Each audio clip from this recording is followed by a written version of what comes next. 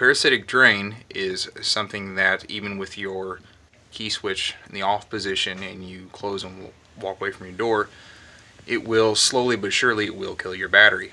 And a lot of times you hear people, like if it sits a couple months it'll kill it and stuff like that. Well, some parasitic drains are okay to have.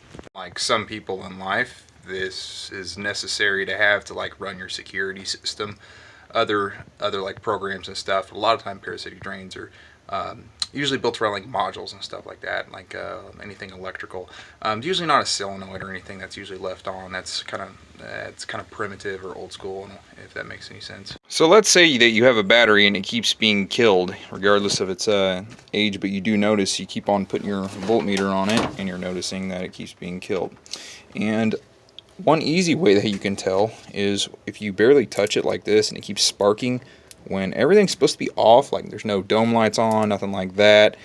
You keep on getting that arky sparky. Well, then we might actually have a parasitic drain here. Now what's acceptable just all depends on what the make really says, but you really shouldn't see anything over 50 milliamperes of pulling.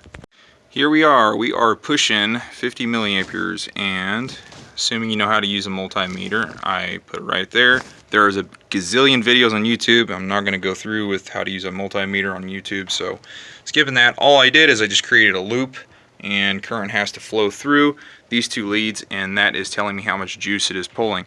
So since we're pulling quite a bit and there's a spark, to cut the chase, I went over here and I observed my meter. I had it set in such a way, and I came all the way down here to the fuse, and I pulled them one by one. Finally I pulled the radio. It jumped all the way down to 4 milliamperes, and 0.2 goes to the ECU, then 0.2 goes to something else, forget what it is. And sure enough, I had forgot that in this truck, this radio had quit working. So something on the inside of the brain has just short-circuited, and it never actually turns off, and it is a leech. What do I care? It's going to be my toy truck, and I'm just going to have fun with it, so I don't really care about the radio. Easy fix.